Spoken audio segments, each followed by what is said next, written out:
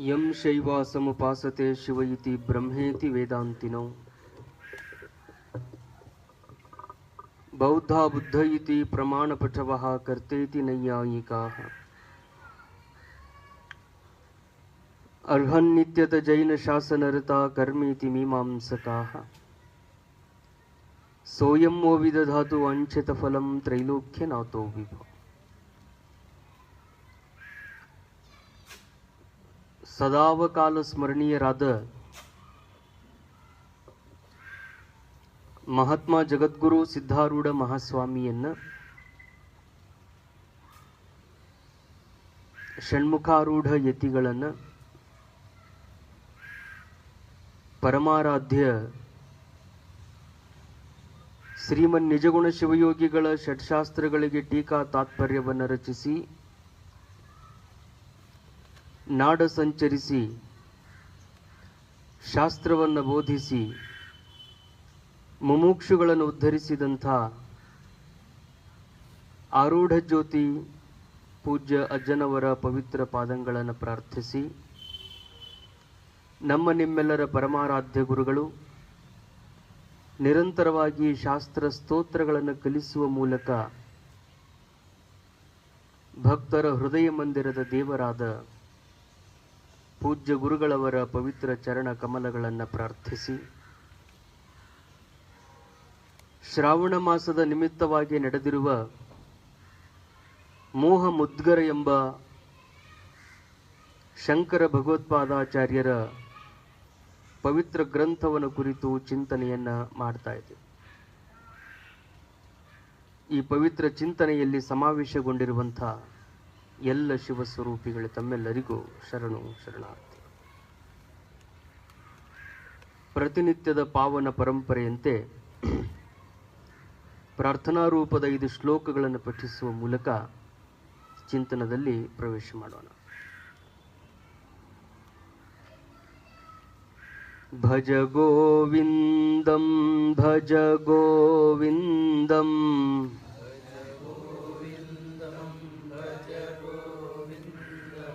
ಗೋವಿಂದಂ ಭಜ ಮೂಢಮತೆ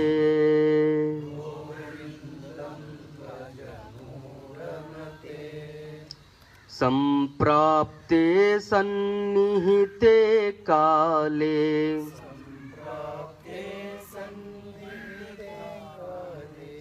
नहि नहि रक्षति दुःकृकरणे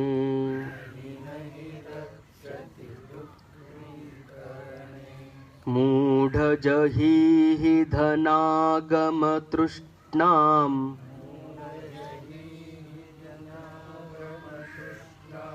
कुरु सद्बुद्धिं मनसि वितृष्णाम्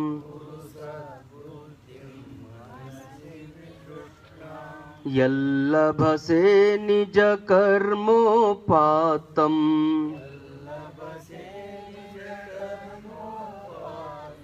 वित्तं तेन विनोदय चित्तम्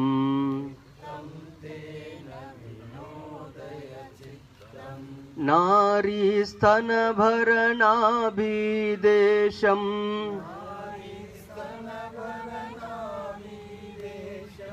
दृष्ट्वा मागामोहावेशम्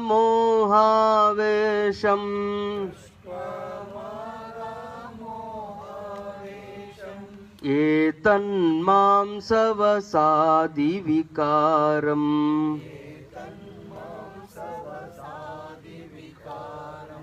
मनसि विचिन्तय वारं वारम्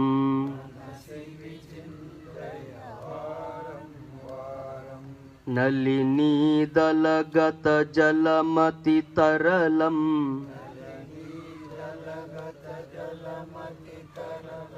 तद्वज्जीवितमतिशयचपलम्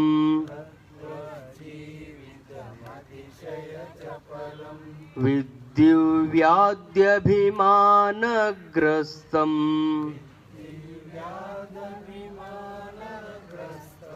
लोकं शोकहतं च समस्तम्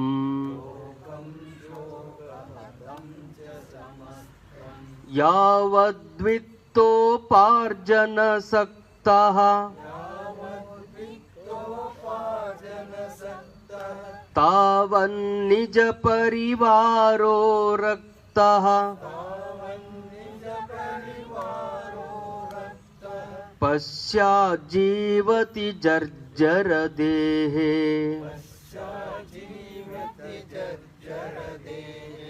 ವಾರ್ತಾಂ ಕೋಪಿ ನ ಪೃಚ್ಛತಿ ಗೇಹೇ.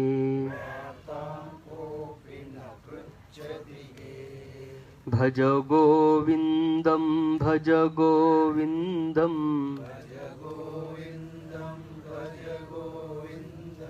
ಗೋವಿಂದಂ ಭಜ ಮೂಢಮತೆ.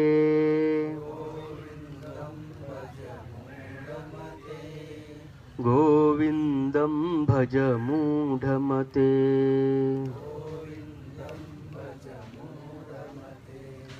ಗೋವಿಂದಂ ಭಜ ಮೂಢಮತೆ.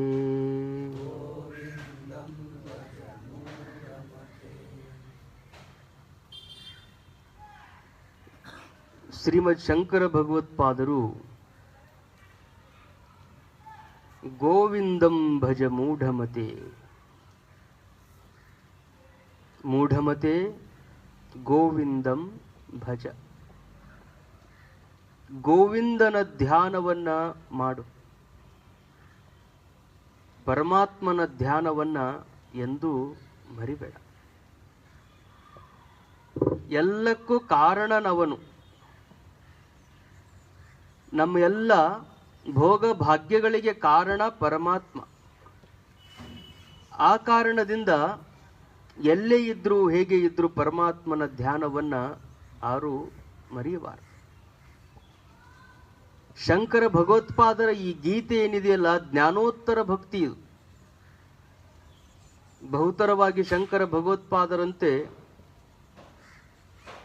ವೇದಾಂತವನ್ನ, ಅದ್ವೈತವನ್ನ ಅತ್ಯಂತ ವ್ಯವಸ್ಥಿತವಾಗಿ ಪ್ರತಿಷ್ಠಾಪಿಸಿದಂಥ ಮತ್ತೊಬ್ಬ ದಾರ್ಶನಿಕ ಕಾಣಸಿಗೋದು ಬಹಳ ಕಷ್ಟ.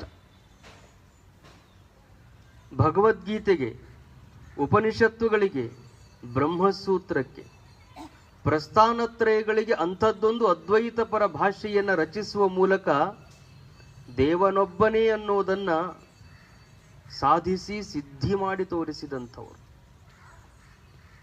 ಅಂತ ಶಂಕರ ಭಗವತ್ಪಾದರೆ ಮತ್ತೆ ಭಕ್ತಿ ರೂಪವನ್ನು ತಾಳಿ ಭಜ ಗೋವಿಂದಂ ಭಜ ಗೋವಿಂದಂ ಗೋವಿಂದಂ ಭಜ ಮೂಢಮತೆ. ಅದನ್ನ ಹಾಡಬೇಕಾಗಿತ್ತು ಅಂದ್ರೆ ಭಕ್ತಿಯೊಳಗೆ ಆನಂದ ಅದ, ಜ್ಞಾನದಲ್ಲಿ ತಿಳುವಳಿಕೆ ಅದ, ತನ್ನನ್ನು ತಾನು ಅರಿಯುವ ಶಕ್ತಿ ಅದ. ಭಕ್ತಿಯಲ್ಲಿ ತಿಳಿದ ಬಳಿಕ ಆ ಆನಂದದಲ್ಲಿ ಓಲಾಡಿಸುವಂತ ಶಕ್ತಿ ಅದ. ಆ ಕಾರಣದಿಂದ ಗೋವಿಂದನ ಧ್ಯಾನವನ್ನ ಎಂದೂ ಮರೆಯಬೇಡ. ನಿನಗೆ ಏನಾದ್ರೂ ಪರಮಾತ್ಮನಿಂದ ಧನ ಸಂಪತ್ತು ಪ್ರಾಪ್ತಿಯಾಗಿತ್ತು ಅಂದ್ರೆ ಅದನ್ನ ದೀನರಿಗಾಗಿ ಉಪಯೋಗ ಮಾಡು ಅಂತ ನಿನ್ನೆ ದಿವಸ ಹೇಳಿದ್ದಾರೆ. ವಿತ್ತಂ ದೀನಹಿತಾಯಚ. ನಿನ್ನಲ್ಲಿರುವ ಸಂಪತ್ತು ಯಾರ ಸಲುವಾಗಿ ಉಪಯೋಗ ಆಗಬೇಕು ಅಂದ್ರೆ ಬಡವರ ಸಲುವಾಗಿ ಉಪಯೋಗ ಆಗ್ಬೇಕು. ನಮ್ಮ ಗುರುಗಳು ಯಾವಾಗಲೂ ಒಂದು ಮಾತು ಹೇಳೋ, ಯಾರ್ದಾರ ಮನಿ ಓಪನಿಂಗಕ್ಕೆ ಹೋದ್ರಂದ್ರೆ, ಗೃಹ ಪ್ರವೇಶಕ್ಕೆ ಹೋದ್ರಂದ್ರೆ ಆ ಮಾತು ಹೇಳೇ ಬರ್ತಿದ್ರು. ಗೃಹ ಪ್ರವೇಶ ಹೊಸಾದೊಂದು ಮನಿ ಕಟ್ಟ್ಯಾರಂದ್ರೆ ಅವನಂತ ದಾನಿ ಮತ್ಯಾರು ಇಲ್ಲ ಅಂತಿದ್ರು. ಎಷ್ಟು ದೊಡ್ಡ ಮನಿ ಕಟ್ತಾನ ಅಷ್ಟು ದೊಡ್ಡ ದಾನಿ ಅಂತಿದ್ರು. ಅವ ಮನಿ ಕಟ್ಟುವುದ್ರಿಂದ ಅವಂಗೆ ಹೆಂಗ ದಾನಿ ಅನ್ನೋದು ಅಂತ ಯಾರ ಪ್ರಶ್ನೆ ಮಾಡಿದ್ರೆ ಗುರುಗಳು ಹೇಳೋರು, 1 ಕೋಟಿ ರೂಪಾಯಿ ಮನಿ ಕಟ್ಟ್ಯಾನಂದ್ರ ಆ ಮನಿ ಒಳಗ ಅವ ಅದಾನ ಅನ್ನೋದಷ್ಟ ಖರೆ. ಆದ್ರೆ 1 ಕೋಟಿ ರೂಪಾಯಿ ತಾನಿಟ್ಕೊಂಡಿಲ್ಲ. ಅಲ್ಲೇ ಕರೆಂಟ್ ಮಾಡೋರಿಗೆ ಕೊಟ್ಟಾನ, ಕಬ್ಬಿಣದವ್ರಿಗೆ ಕೊಟ್ಟಾನ, ಉಸಿಗಿನವ್ರಿಗೆ ಕೊಟ್ಟಾನ, ಸಿಮೆಂಟ್ದವ್ರಿಗೆ ಕೊಟ್ಟಾನ, ಇಟ್ಟಂಗಿಯವ್ರಿಗೆ ಕೊಟ್ಟಾನ, ಪರಿಸಿ ಜೋಡಿಸೋರಿಗೆ ಕೊಟ್ಟಾನ. ಅದ್ರೊಳಗ ಸಣ್ಣ ಪುಟ್ಟ ಕೆಲಸ ಮಾಡುವಂತ ಪ್ರತಿಯೊಂದು ಕಾಯಕದ ಜೀವಿಗಳಿಗೆ 1 ಕೋಟಿ ರೂಪಾಯಿ ಅವ ಹಂಚಾನಂತೇಳಿ ಅವನಿಗೊಂದು ಮನಿ ಆಗ್ಯದ. ಹಿಂಗಾಗಿ ಒಂದು ಮನಿ ಕಟ್ಟ್ಯಾನಂದ್ರ ಅವ ದೊಡ್ಡ ದಾನಿ, ದೊಡ್ಡ ದಾಸೋಹಿ ಅಂತಿದ್ರು.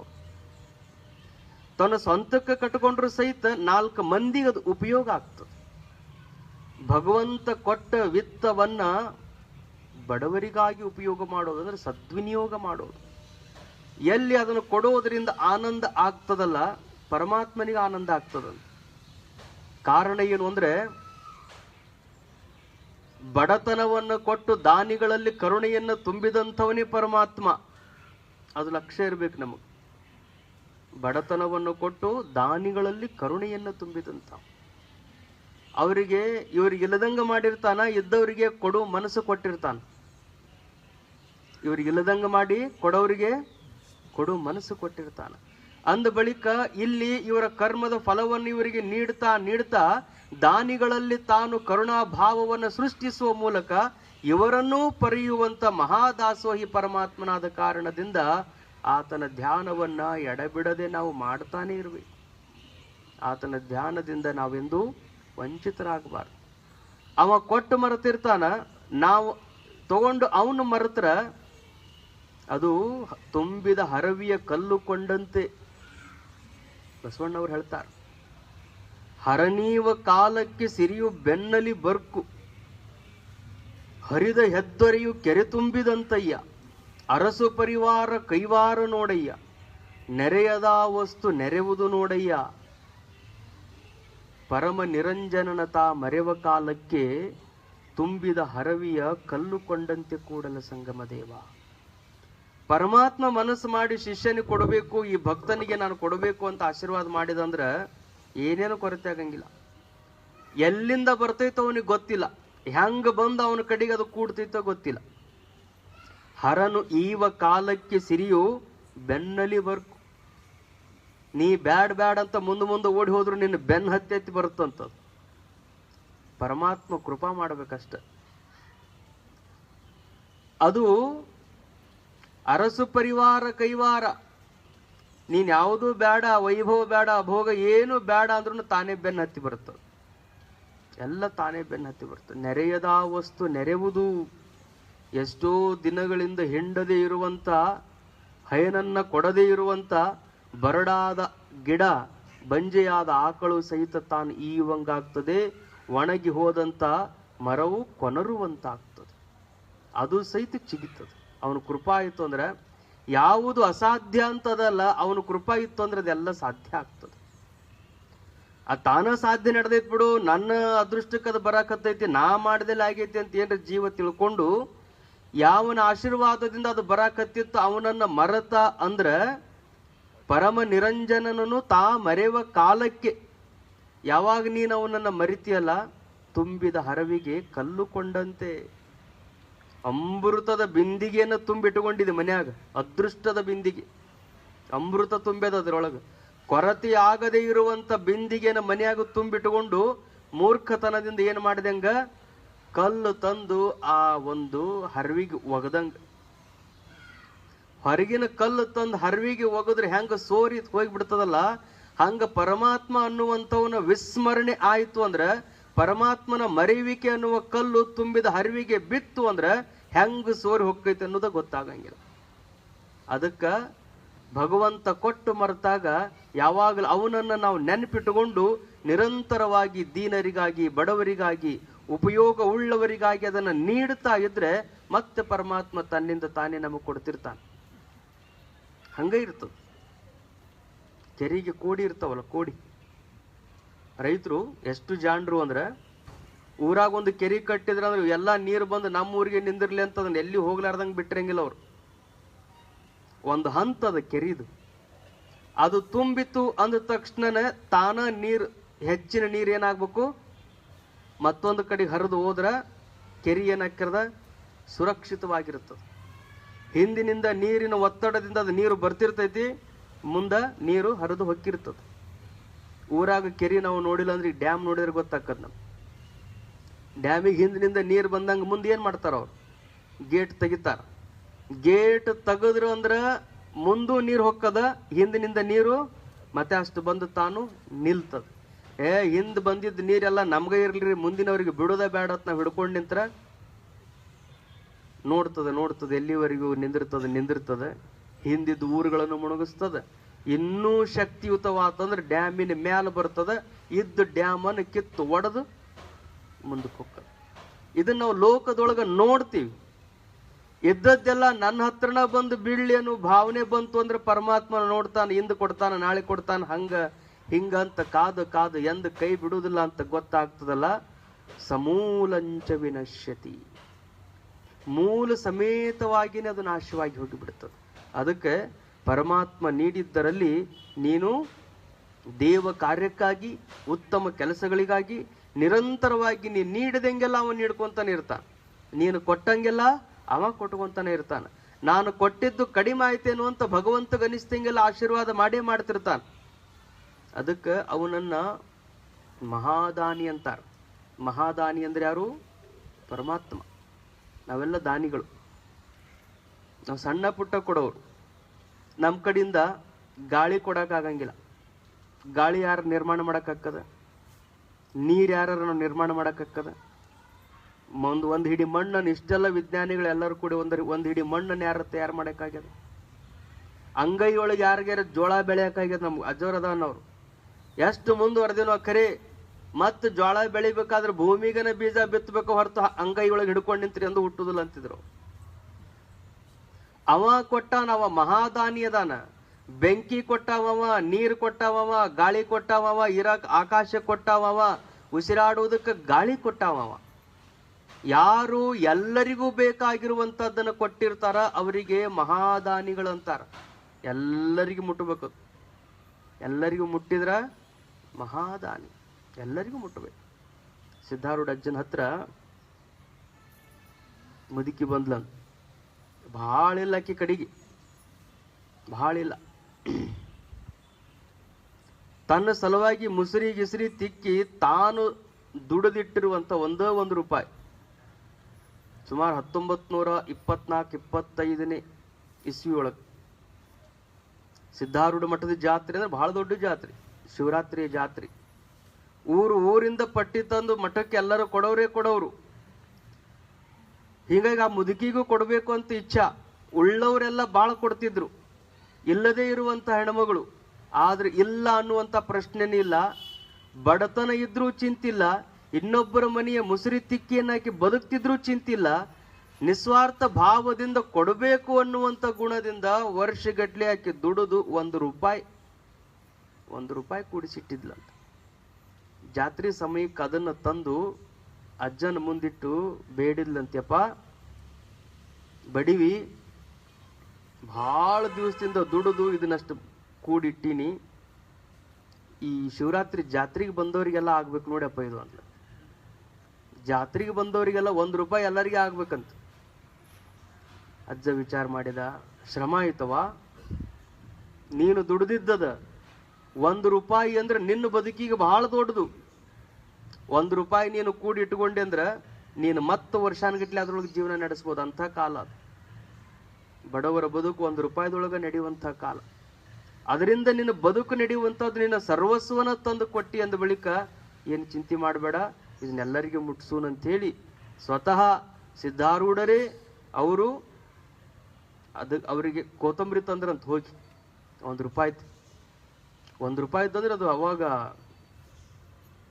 ಹರಿಗಟ್ಲೆ ಬರುವಂಥದ್ದು.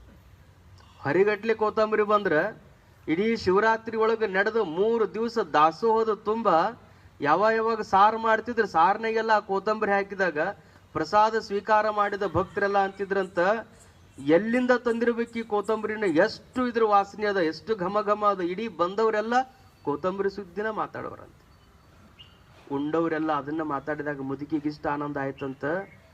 ನಾ ಕೊಟ್ಟು ₹1 ಎಲ್ಲರಿಗೆ ಮುಟ್ಟಿಸು ಅಂದ್ರ ಹೆಂಗ ಮುಟ್ಟಿಸಿಬಿಟ್ಟಲ್ಲ ಭಗವಂತ ಅಂತ ಆಕಿ ಆನಂದ ಆಗ. ದೇವ ಕಾರ್ಯದಲ್ಲಿ ಕೊಟ್ಟಂಥದ್ದೇನಿರ್ತದಲ್ಲ ಇದು ಎಲ್ಲರಿಗೆ ಮುಟ್ಟುತ್ತದನ್ನೋ ಕಾರಣದಿಂದಾಗಿನೇ ಭಗವತ್ ಸನ್ನಿಧಾನದಲ್ಲಿ ಭಕ್ತ ದಾನಿ ಆಗ್ತಾನೆ. ಭಕ್ತನಿಗೆ ದಾನಿ ಅನ್ನಬೇಕು. ಪರಮಾತ್ಮ ಮಹಾದಾನಿ. ದಾನಗಳನ್ನು ನೀಡುವಂಥವರಿಗೆಲ್ಲ ಅವ ದಾನಿ. ಆ ಕಾರಣದಿಂದ ಮಹಾದಾನಿ. ಇಳೆ ನಿಮ್ಮ ದಾನ, ಬೆಳೆ ನಿಮ್ಮ ದಾನ, ಸುಳಿದು ಸೂಸುವ ಗಾಳಿ ನಿಮ್ಮ ದಾನ. ಎಲ್ಲ ಅವನದೇ ಅದ. ಅವನದನ್ನು ಸ್ವಲ್ಪ ನಾವು ಉಂಡು ನಮ್ಮದು ಅನ್ನೋದ್ರೊಳಗೆ ಯಾವ ಅರ್ಥನೂ ಇಲ್ಲ.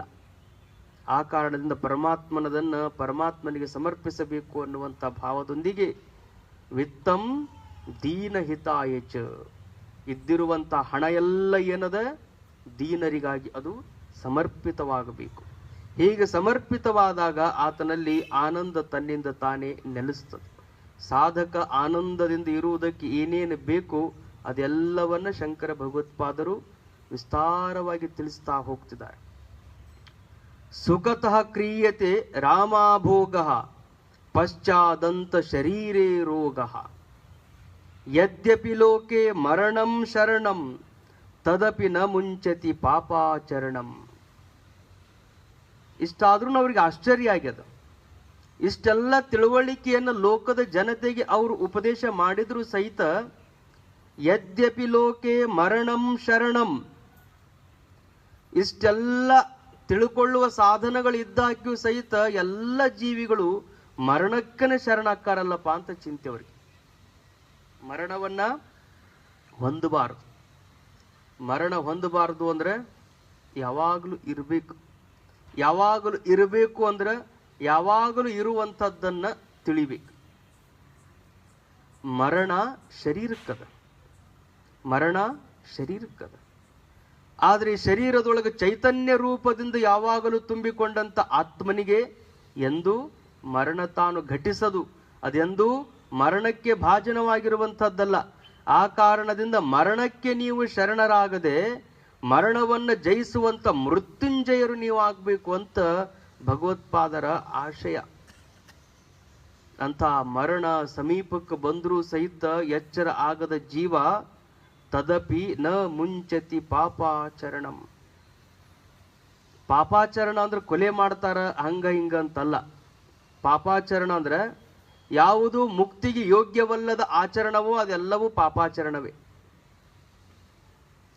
ಮುಕ್ತಿ ಸಿಗುವುದಕ್ಕೆ ಏನು ಬೇಕಾಗಿತ್ತು ಅದನ್ನ ಯಾವುದನ್ನು ನಾವು ಮಾಡ್ತಿಲ್ಲ. ಮುಖ್ಯವಾಗಿ ನಾವು ಪಡಿಬೇಕಾಗಿರುವಂಥ ನಿತ್ಯ ಸುಖದ ಸಲುವಾಗಿ ಏನು ಮಾಡಬೇಕಾಗಿತ್ತು ಅದನ್ನು ನಾವು ಪಡೆಯದೆ ಉಳಿದೆಲ್ಲ ಆಚರಣೆಗಳಲ್ಲಿ ನಾವು ಪ್ರವೃತ್ತರಾದ ಕಾರಣದಿಂದಾಗಿ ಅವುಗಳನ್ನ ತ್ಯಾಗ ಮಾಡಬೇಕು ಅಂತ ಹೇಳ್ತಾರೆ. ಅವನು ತ್ಯಾಗ ಮಾಡಂಗಿಲ್ಲ, ಹಂಗ ನಾವು ಇಟ್ಕೊಂತೀವಿ ಅಂದ್ರೆ ಏನಾಕದ? ಸುಖತಃ ಕ್ರಿಯತೆ ರಾಮಾಭೋಗ ಪಶ್ಚಾತ್ ಅಂತೆ ಶರೀರೇ ರೋಗ. ಅಷ್ಟೆಲ್ಲ ವಿಷಯಗಳಿಂದ ಉತ್ಪನ್ನವಾಗುವಂತ ವಿಷಯಗಳನ್ನು ಅನುಭವಿಸುವಂತ ವಿಷಯ ಸುಖವನ್ನ ಅನುಭವಿಸುವಂತ ಜೀವನಿಗೆ ಕೊನೆಗೆ ಏನು ಸಿಗ್ತದೆ? ಪಶ್ಚಾತ್ ಅಂತಹ ಶರೀರೇ ರೋಗ. ಶರೀರ ರೋಗದ ಗೂಡಾಗಿ ಹೋಗ್ತದೆ ಹೊರತು ಇಂದ್ರಿಯ ಜನ್ಯವಾದಂಥ ಸುಖದ ಅಪೇಕ್ಷೆಯಲ್ಲಿ ಮುಳುಗಿದಂಥ ಜೀವನ ಶರೀರ ರೋಗದ ಗೂಡಾಗ್ತದೆ ಹೊರತು ಅವನಿಗೇನು ಸುಖ ಅದರಿಂದ ಸಿಗುವುದಿಲ್ಲ. ಊಟದೊಳಗೆ ಎಷ್ಟು ಸುಖ ಅದ ಅಂತೀರಿ? ಭೋಗೆ ರೋಗ ಭಯಂ. ಬಹಳ ಊಟ ಮಾಡಿದ್ರೆ ಅದು ಆರೋಗ್ಯಕರವಾದಂಥ ಲಕ್ಷಣ ಅಲ್ಲದು. ಯಾಕೆ? ಎಷ್ಟು ಊಟ ಮಾಡ್ತಾನ ಅಷ್ಟು ತಾಲೀಮ್ ಇರಲಿಲ್ಲ ಅಂದ್ರೆ, ಅಷ್ಟು ಕೆಲಸ ಇರಲಿಲ್ಲ ಅಂದ್ರೆ ಅದು ಮುಂದೇನಾಗ್ತದೆ? ರೋಗವಾಗಿ ಪರಿವರ್ತನೆ ಆಗ್ತದೆ. ತಾನು ಉಂಡು ಊಟನ ತನಗೆ ವೈರಿ ಆಗ್ತದೆ. ತಾನು ಉಂಡು ಊಟನ ತನಗೇನಾಗ್ತದ? ವೈರಿ ಆಗಿ ಪರಿಣಮಿಸ್ತದೆ. ಯಾವಾಗ ಭೋಗ ಊಟದ ಭೋಗವನ್ನು ನಾವು ಅನುಭವಿಸ್ಬೇಕಂತೀವಲ್ಲ ಅದು ರೋಗವಾಗಿ ಪರಿವರ್ತನೆ ಆಗ್ತದೆ.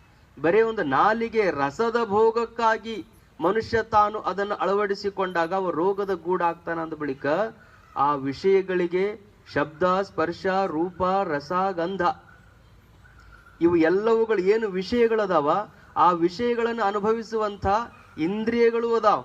ಕಣ್ಣು, ಕಿವಿ, ಮೂಗು, ನಾಲಿಗೆ, ಚರ್ಮ ಇವೆಲ್ಲ 5 ಜ್ಞಾನೇಂದ್ರಿಯಗಳಿಗೆ 5 ವಿಷಯಗಳು ತುಂಬಿಕೊಂಡವ.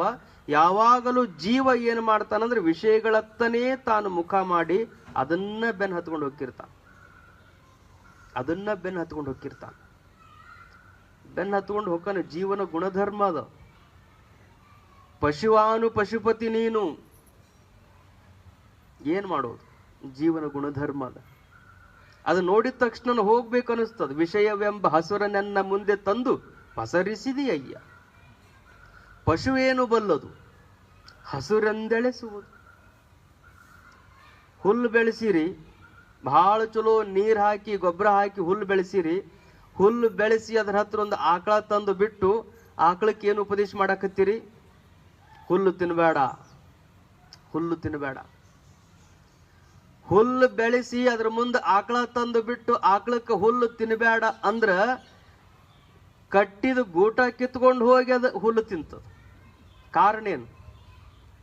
ಭಾವ ಹಂಗದ. ಅದರ ಹಸಿರು ನೋಡಿತು ಅಂದ್ರ ಅದ್ರ ಕಡೆಗೆ ಎಳಸೋದು ಅದ್ರ ಸ್ವಭಾವ. ಅದು ಹಸಿರು ನೋಡಿದ ತಕ್ಷಣ ಹೆಂಗ ಪಶು ಹೊಕ್ಕದಲ್ಲ, ಅದಕ್ಕ ನಾನು ಪಶುವಿನ ರೂಪದೊಳಗದಿನಪ್ಪ, ನಾನು ಪಶು ಅದೀನಿ, ನನಗೆ ಗೊತ್ತದ.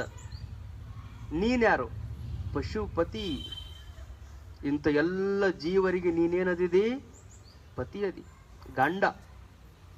ನಮ್ಮೆಲ್ಲರಿಗೆ ನೀನು ಯಜಮಾನನಾದ ಕಾರಣದಿಂದ ಅದಕ್ಕೆ ನೀನೊಂದು ಕೆಲಸ ಮಾಡು. ನಾಳೆ ನಾನು ಹೋಗಿ ಹರ್ಕೊಂಡ ಹೊಲದಾಗ ಹುಲ್ಲು ತಿಂದ್ರು ಬಡಿಯುವಂಥವ್ರು ಏನಂತಾರ? ನನ್ನ ಬಡಿಬಹುದು, ಆದ್ರೆ ಬೈಯುವುದು ಮಾತ್ರ ನಿನ್ನ ಬೈತಾರ. ಏನಂತ? ತುಡುಗುಣಿಯಂದು ಹಿಡಿದು ಹೊಡೆಯದ ಮುನ್ನ ಒಡೆಯ ನಿಮ್ಮ ಬೈಯದಂತಿರಿಸು. ನೀ ನನಗಿಂತ ಬುದ್ಧಿ ಕೊಡಲ್ಲ, ನಾನಲ್ಲಿ ಹರ್ಕೊಂಡೋಗಿ ತಿನ್ನುವಾಗ ನನ್ನ ಏನು ಬಡಿತಾರಲ್ಲ, ನನ್ನ ಅಷ್ಟ ಬಡಿಯಂಗಿಲ್ಲ, ಯಾರ ದನ ಅಂತ ನಿನ್ನ ಬೈತಾರ. ಪಶುವನ್ನು ಬಡಿಯುವಾಗ ಪಶುಪತಿಯಾದ ನಿನ್ನನ್ನು ಬೈತಾರ. ಹೊಲದ ಆ ದನದ ಮಾಲೀಕನನ್ನು ಹೆಂಗ ಬೈತಾರಲ್ಲ, ಹಂಗ ನನ್ನ ಹುಟ್ಟಿಸಿದಂತ ಪರಮಾತ್ಮ ನಿನ್ನನ್ನ ಲೋಕದ ಜನ ಎಲ್ಲ ಬೈತಾರ.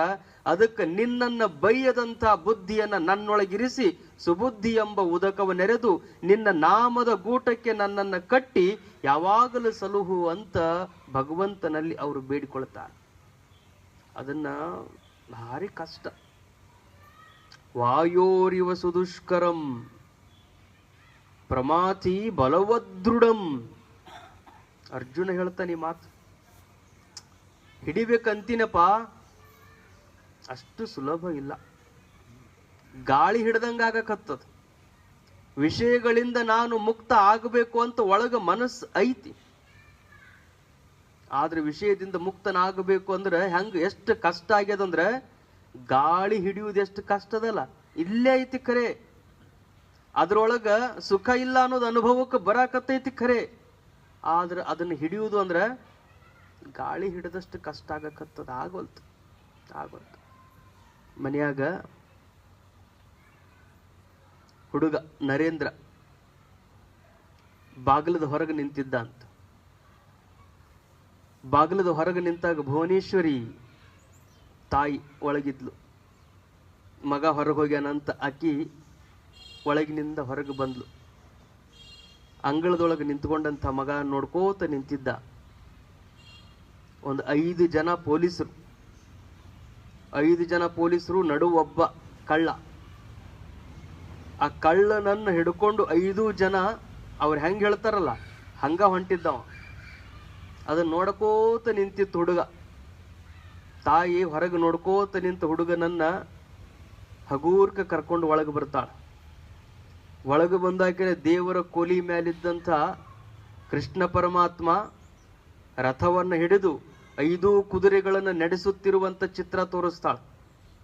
5 ಕುದುರೆಯ ಲಗಾಮನ ತನ್ನ ಕೈ ಒಳಗೆ ಹಿಡ್ಕೊಂಡು ಕೂತ್ಕೊಂಡಿದ್ದ. ಹಿಂದ ಅರ್ಜುನ ಯುದ್ಧ ಮಾಡುವಂತ ಚಿತ್ರ ಇತ್ತು.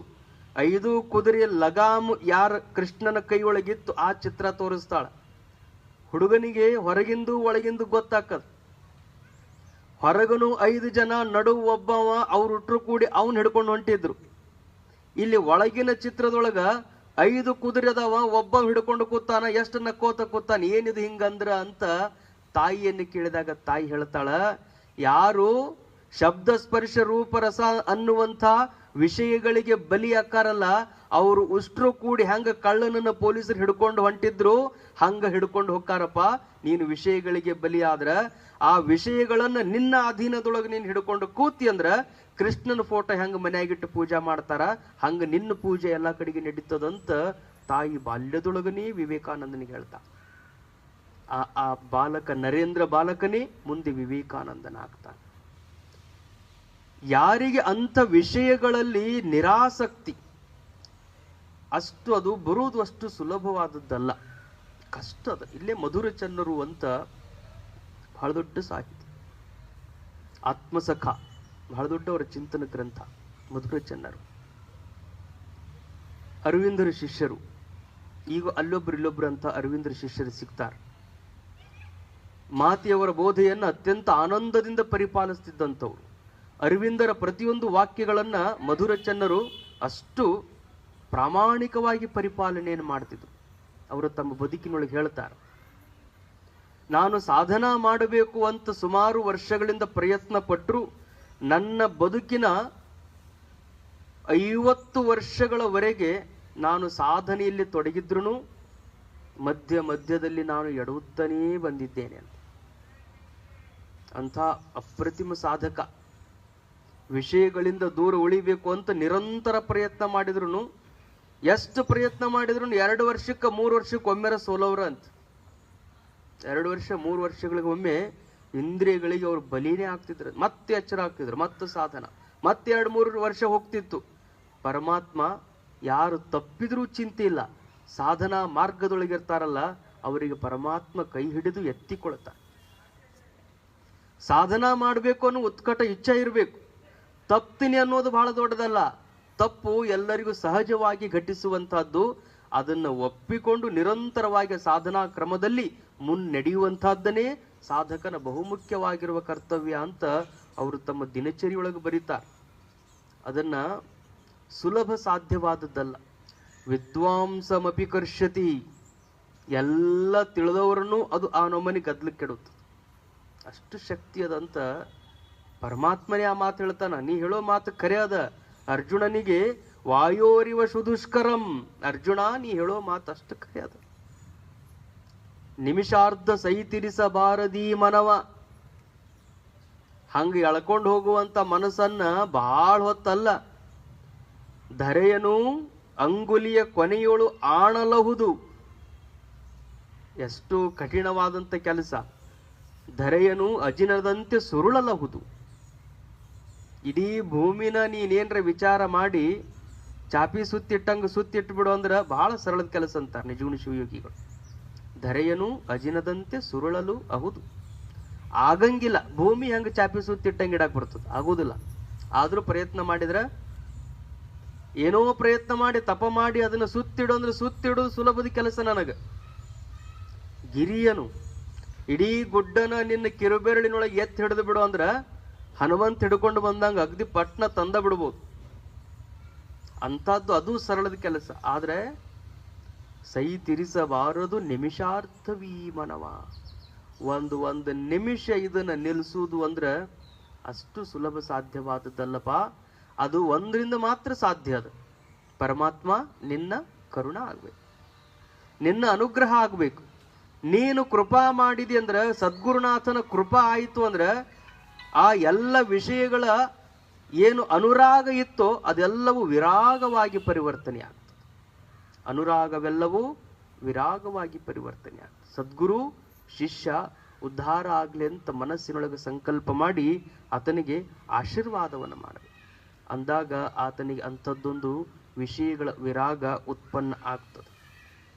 ಅಂತ ವಿಷಯಗಳಿಂದ ಬಿಡಬೇಕು ಅಂತೀವ್ರಿ, ಬಿಡಕ್ಕಾಗೋಲ್ತು ಅಂತ ರಾಮಕೃಷ್ಣ ಪರಮಹಂಸರ ಹತ್ರ ಒಬ್ಬ ಹೋದಂತ. ಭಾಳ ಪ್ರಯತ್ನ ಮಾಡ್ತೀನಿ, ಆಗೋಲ್ತು. ಅವು ಒಟ್ಟ ನನ್ನ ಬಿಡುವಲ್ವ್ರಿ ಅಂತಿದ್ದ. ನಾನು ಬಿಡ್ಬೇಕಂತೀನಿ, ಅವು ನನ್ನ ಬಿಡುವಲ್ವ ಅಂತಿದ್ದ. ಅವಾಗ ರಾಮಕೃಷ್ಣರಂತಾರ, ಮಗ್ಲಿದ್ದು ಒಂದು ಕಂಬ ತೋರಿಸಿದಿರತ್, ಕಂಬ ಹಿಡ್ಕೋ ಅದನ್ನಂದ್ರ. ಅವ ಜೋರು ತೆಕ್ಕಿ ಬಿಡದು ಕಂಬ ಹಿಡ್ಕೊಂಡ.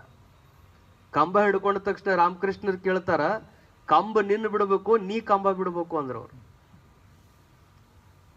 ಕಂಬ ನಿನ್ನ ಬಿಡಬೇಕು, ನೀ ಕಂಬ ಬಿಡಬೇಕು. ನಾನಾ ಬಿಡ್ಬೇಕಲ್ರಿ ಕಂಬ. ಹಾ, ವಿಷಯಗಳು ನಿನ್ನ ಬಿಡಂಗಿಲ್ಲ, ನೀ ವಿಷಯ ಬಿಡಬೇಕು. ಅವ ನನ್ನ ಬೆನ್ನ ಹತ್ತವಂದ್ರೆ ಕಂಬ ಎಂದೂ ನಿನ್ನ ಬೆನ್ನ ಹತ್ತಂಗಿಲ್ಲ, ಕಂಬ ಎಂದೂ ನಿನ್ನ ತೆಕ್ಕಿ ಬಿಡಂಗಿಲ್ಲ. ನೀನ ಹೋಗಿ ಹಿಡ್ಕೊಂಡು ಅವ ನನ್ನ ಹಿಡ್ದವಂತ ಭ್ರಮೆಗೊಳಗಾಗಿದೆ. ನೀನ ಏನ್ ಮಾಡ್ಬೇಕು ಅವನ್ನ ಬುದ್ಧಿಪೂರ್ವಕವಾಗಿ. ಅದಕ್ಕೆ ನಿಜಗುಣ ಶಿವಯೋಗಿಗಳು ರಮಿಸ್ತಾರ. ಮನಸ್ಸನ್ನ ಬಹಳ ಕಠಿಣ ಮಾಡಕ್ ಹೋದ್ರ ಅದು ಮತ್ತೆ ಎಡವಟ್ಟಾಕದು. ಕೆಲವು ಕುದುರೆ ಇರ್ತಾವ ನೋಡ್ರಿ, ಕೆಲವು ಕುದುರೆಗಳು ಹಿಂಗ ಅನಾಹುತ ಇರ್ತಾವಂದ್ರ ಅವನ್ನ ಹೊಡೆದು ಬಡದು ಏನ್ರ ಬುದ್ಧಿ ಕಲಿಸ್ತೀನಿ ಅಂದ್ರೆ ಮತ್ತವು ಮಂಗ್ಯಾನಾಟ ಮಾಡಕ್ ಹತ್ತಾವ. ಅವನೇನ್ ಮಾಡ್ತಾರ, ಹತ್ತಿ ಕಾಳಿಟ್ಟು ಮೈ ತಿಕ್ಕಿ ರಮಿಸಿ, ಇಲ್ಲ ಹಂಗ್ ಮಾಡಬಾರ್ದು, ಹಂಗ್ ಮಾಡಬಾರ್ದು. ಜಾಣ ಕೋಗಿಲೆ, ಮುದ್ದು ಕೋಗಿಲೆ, ಚಲುವ ಕೋಗಿಲೆ ಹೆಂಗ ರಮಿಸ್ತಾರ ಮನಸ್ಸನ್ನ. ಹಿಂಗ ರಮಿಸೋರು ಬಹಳ ಕಡಿಮೆ. ಮನ್ಯಾಗ ಹಠ ಮಾಡು ಮಕ್ಕಳನ್ನ ತಾಯಿ ಹೆಂಗ ರಮಿಸ್ತಾಳಲ್ಲ, ಚಕ್ಲಿ ಕೊಡ್ಲೇನು, ಉಂಡಿ ಕೊಡ್ಲೇನು, ಹೊಸ ಬಟ್ಟೆ ತಂದು ಕೊಡ್ಲೇನು. ಹೆಂಗ ತಾಯಿ ಆದವಳು ಅಳು ಮಗನನ್ನ ರಮಿಸ್ತಿರ್ತಾಳಲ್ಲ, ಹಂಗ ನಿಜಗುಣರು ಜಾಣಕ್ಕೋಗಿಲೆ, ಮುದ್ದಕ್ಕೋಗಿಲೆ, ಚಲುವಕ್ಕೋಗಿಲೆ. ಅದು ಹಠ ಮಾಡ್ತದ. ಹಠ ಮಾಡುವ ಮನಸ್ಸನ್ನ ಸೂಕ್ಷ್ಮವಾಗಿ ತನ್ನ ಹದಕ್ಕದನ್ನ ತೆಗೆದುಕೊಂಡು ಬರುವುದನ್ನು ಸಾಧಕ ತಾನು ಕರಗತ ಮಾಡ್ಕೋಬೇಕು. ವಿಷಯಗಳಲ್ಲಿ ಮುಳುಗಬಾರ್ದು. ಆ ವಿಷಯಗಳ ಹತ್ತಿರಕ್ಕೆ ಬಂದಾಗ ಸುಮ್ಮನೆ ಎಚ್ಚರದಿಂದ ಅವನು ಉಪಯೋಗ ಮಾಡಿ ದೂರ ಸರಿಬೇಕು ಅಂತ. ಬಹಳಷ್ಟು ಸಾರಿ ನಮ್ಗೇನಾಗ್ಬಿಡ್ತದೆ, ಈ ಪ್ರಾಣಿಗಳಲ್ಲಿ 3 ಥರ ಅದು ನಾವು ನೋಡಿವ. ಮನೆಯಾಗ ಎಮ್ಮಿ ಸಾಕಿರ್ತೀವಿ. ಎಮ್ಮಿ ಏನು ಮಾಡ್ತಾವಂದ್ರೆ, ಅವು ನೀರಿನ ಮೇಲೆ ಭಾಳ ಜೀವ ಇರ್ತಾವ. ನೀರು ಕೆಸರು ಎಲ್ಲಿರ್ತದ ಅಲ್ಲಿ ಎಮ್ಮಿನ ಯಾವಾಗಲೂ ಕೈ ಬಿಡಬಾರ್ದು. ಹಂಗೆ ಬಿಟ್ಟ ತಕ್ಷಣ ಅದು ಹೋಗೇ ಬಿಡ್ತದ. ನೀರಾಗ ಹೋದ್ರು ಹೋಗೋಲ್ತಕ್ ಅಲ್ಲೇ ದಂಡ್ಯಾಗ ನಿಲ್ಲಂಗಿಲ್ಲ. ನೀರಷ್ಟ ಕುಡಿಯಂಗಿಲ್ಲ, ದಂಡ್ಯಾಗ ಅಷ್ಟ ನಿಲ್ಲಂಗಿಲ್ಲ. ಎಲ್ಲಿ ಹೋಗ್ತದ ಎಮ್ಮಿ? ನಟ್ಟು ನಡು ಹೋಗ್ತದ. ಎಟ್ಟರ ಉದ್ದಿರೋಲ್ತಕ್ ಹಂಗ ದಡ್ ದಡ್ ದಡ್ ದಡ್ ದಡ್ ಒಳಗೆ ಹೋಗೇ ಬಿಡ್ತದ. ಒಳಗೆ ಹೋಗಿ ಸುಮ್ಮ ಬರಂಗಿಲ್ಲ, ಹಂಗ ಆ ನೀರಾಗೆಲ್ಲ ಉಳ್ಳಾಡ್ತದ. ಆ ಕಡೆಗೆ ಈ ಕಡೆಗೆ, ಆ ಕಡೆಗೆ ಈ ಕಡೆಗೆ ನೀರಾಗೆಲ್ಲ ಉಳ್ಳಾಡಿ ಇದ್ದ ಕೆಸರೆಲ್ಲ ಮೈ ತುಂಬ ಹಚ್ಕೊಂಡು ತನ್ನ ಸುತ್ತಲೂ ಇದ್ದಂತ 1-4 ಬೊಗಸಿ ತಿಳಿ ನೀರು ಕುಡಿಲಾರ್ದ ಇದ್ದ ನೀರೆಲ್ಲ ರಾಡಿ ಮಾಡಿ ಮೈಗೆ ಹಚ್ಕೊಂಡು ಎದ್ದು ಹೊರಗೆ ಬಂದ್ಬಿಡುತ್ತೆ. ಹಂಗ ಕೆಲವು ಜೀವರು ಏನ್ ಮಾಡ್ತಾರಂದ್ರೆ, ವಿಷಯಗಳನ್ನ ನೋಡಿ ಸುಮ್ಮನೆ ದೂರ ನಿಲ್ಲಂಗಿಲ್ಲ. ಹೋದ್ರ ಹೋಗೋಲ್ರಕ್ಕ ಸ್ವಲ್ಪ ಹತ್ರಕ್ಕೆ ಹೋಗಂಗಿಲ್ಲ, ಒಳಗ ಹೋಗ್ತಾರ. ಒಳಗೆ ಹೋಗೋದಷ್ಟ ಅಲ್ಲ, ಅದರೊಳಗನ ಬಿದ್ದು ಅದನ್ನ ಮೈಗೆ ಹಚ್ಕೊಂಡು ಎದ್ದು ಬರಕ್ ಆಗಂಗಿಲ್ಲ. ಏನು ಅದನ್ನ ನೋಡಕ್ ಆಗದೆ ಇರುವಷ್ಟು ಅದನ್ನ ಮೈಗೆಲ್ಲ ಹಚ್ಕೊಂಡು ಬಂದ್ಬಿಟ್ರಂದ್ರೆ ಎಲ್ಲರಿಗೂ ಬೇಸರ ಆಗ್ಬಿಡುತ್ತೆ. ಇನ್ನ ಆಕಳ ಅದ ಇದ್ದುದ್ರಾಗ ಆಕಳ ಸ್ವಲ್ಪ ಸೂಕ್ಷ್ಮ. ಅದು ಅದು ವಿಷಯಗಳ ಹತ್ರಕ್ಕೆ ಹೊಕ್ಕದ್, ನೀರು ಕುಡಿಯೋದಕ್ಕೆ ಹೊಕ್ಕದ್. ಬಹಳ ಅಂದ್ರೆ ಎಲ್ಲಿವರೆಗೂ ಹೊಕ್ಕೈತಂದ್ರೆ ತನ್ನ ಮೊಣಕಾಲ ತನ್ನ ನೀರು ಬರುತ್ತಾನ ಅಷ್ಟ ಹೊಕ್ಕೈತೆ ಆಕಳ. ಭಾಳ ಒಳಗೆ ಹೋಗಂಗಿಲ್ಲ. ಅದು ಭಾಳ ಜಾಣೆ ಇರುತ್ತೆ. ಎಲ್ಲಿ ಕಾಲಿಡೋ ಮುಂದನ ನೋಡ್ತದ ಕೆಸರೈತನಂತ ನೋಡ್ತೈತಿ. ಕೆಸರಿತ್ತು ಅಂದ್ರೆ ಅದನ್ನ ಬಿಟ್ಟು ಮತ್ತೆ ಮಗ್ಲು ಹೊಕ್ಕದ. ಹತ್ರಕ್ಕೆ ಹೊಕ್ಕದ, ಕಾಲಿಟ್ಟು ನೋಡ್ತದ, ಕೆಸರಿಲ್ಲ ಅನ್ನೋದನ್ನ ನೋಡ್ಕೊಂಡು 4 ಹೆಜ್ಜೆ ಮುಂದೆ ಹೋಗಿ ಮೊಣಕಾಲ್ತನ ನೀರಿರುವಲ್ಲಿ ತಿಳಿ ನೀರು ಇದ್ದದ್ದನ್ನ ಅಷ್ಟು ಕುಡಿದು ಹತ್ತಿರ ಹತ್ತುವಲ್ತಕ್ಕ ಮೊಣಕಾಲಿಗೆ ಅಲ್ಲೇ ಅಷ್ಟು ಕೆಸರು ಹತ್ತಿರ್ತದ. ಬಂದು ದಂಡೆಗೆ ಅಲ್ಲೇ ಜಾಡಿಸ್ಕೊಂಡು ಹೊರಗೆ ಬಂದ್ಬಿಡ್ತದ. ಆಕಳ ಸ್ವಚ್ಛನೇ ಇರ್ತದ. ಹಂಗ ಕೆಲವು ಜನ ಪ್ರಾಪಂಚಿಕ ಪಾರಮಾರ್ಥದ ಕೆಲವು ವಿಷಯದೊಳಗಿದ್ದು ಆಕಳ ಹೋದಂಗ ಸ್ವಲ್ಪ ಒಳಗೆ ಹೋಗಿ ಎಷ್ಟು ವಿಷಯಗಳು ಇತ್ತೋ ಅಷ್ಟ ಅದನ್ನ ಮಾಡಿ ಇದ್ರೊಳಗೆ ಏನು ಸಾರ ಇಲ್ಲ ಅಂತ ತಿಳಿದು ಅಲ್ಲೇ ದಂಡಿಯೊಳಗೆ ಅದನ್ನು ಜಾಡಿಸಿ ಮತ್ತವರು ಶುದ್ಧರಾಗಿ ಬಿಡ್ತಾರೆ.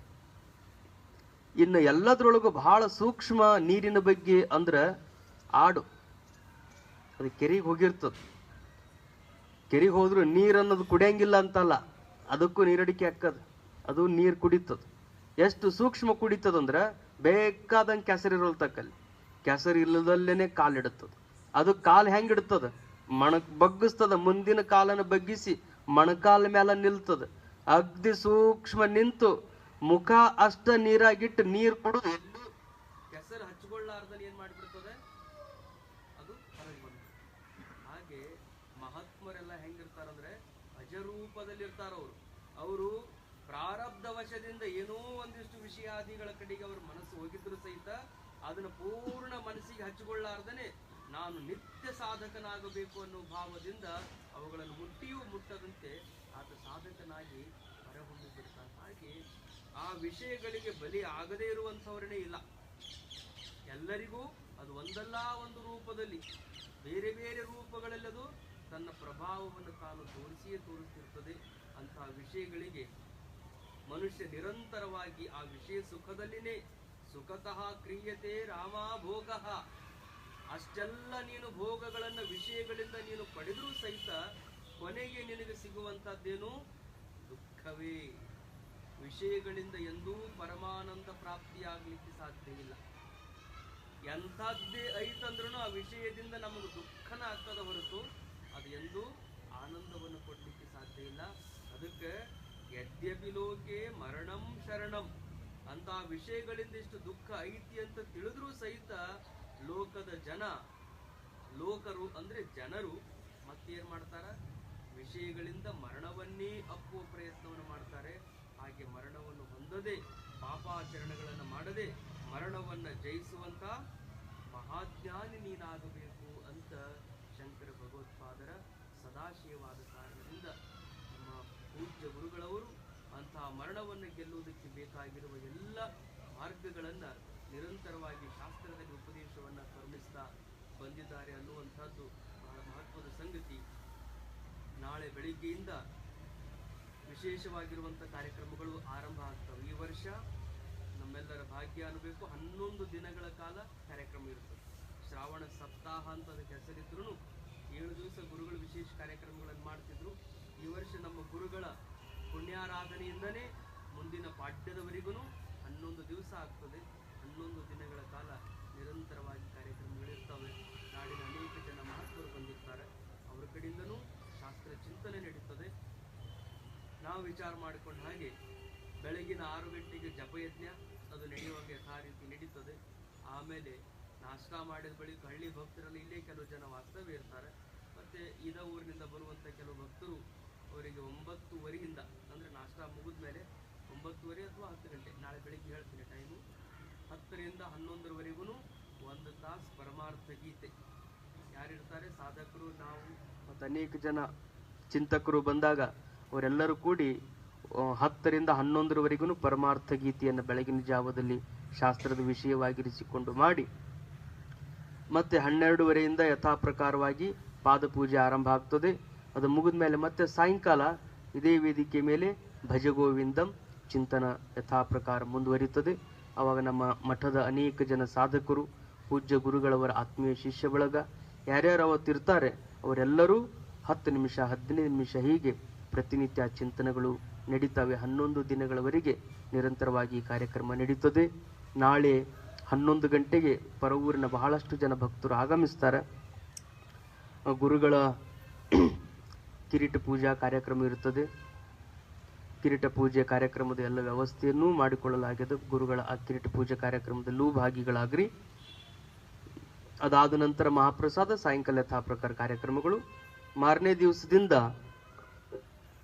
ಆರೂಢ ಜ್ಯೋತಿ ಅಜ್ಜನವರ ಬೆಳ್ಳಿ ಮೂರ್ತಿ ಅನ್ನದೆ, ಅದೇ ಮೂರ್ತಿಯನ್ನ ಮತ್ತೆ ನಾವು ಸಿಂಹಾಸನದ ಮೇಲೆ ಕೂಡಿಸಿ ಆ ಆರೂಢ ಜ್ಯೋತಿ ಅಜ್ಜನವರ ಬೆಳ್ಳಿ ಮೂರ್ತಿಗೆನೆ ಈ ಸರಿ ಎಲ್ಲ ಪೂಜಾದಿ ಕ್ರಿಯೆಗಳು ನಡೀತಾವೆ. ಅವ್ರದ್ದೇನೆ ಪಾದಪೂಜಾ ಕಾರ್ಯಕ್ರಮ ನಡೀತದೆ. ಮುಂದೆ ನಮ್ಮ ಗುರುಗಳ ಸಮಾಧಿ ಮಂದಿರ ಎಲ್ಲವೂ ತಯಾರಾದ ಬಳಿಕ ಮುಂದಿನ ಕಾರ್ಯಕ್ರಮದ ಬಗ್ಗೆ ವಿಚಾರ ಮಾಡೋಣ ಹಾಗೆ ಅಂಥೇಳಿ ತಮ್ಮೆಲ್ಲರಿಗೂ ಭಗವಂತ ಕೃಪಾ ಮಾಡಲಿ ಅಂತ ಹೇಳ್ತಾ ಚಿಂತನಕ್ಕೆ ವಿರಮಿಸ್ತಾರೆ. ಓಂ